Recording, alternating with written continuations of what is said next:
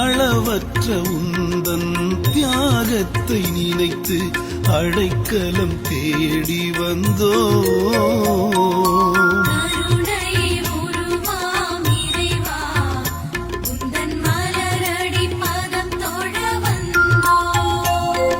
அலகையால் வந்திடும் இடர்களை அகற்றிட அடியவர் பதம் பணிந்தோ.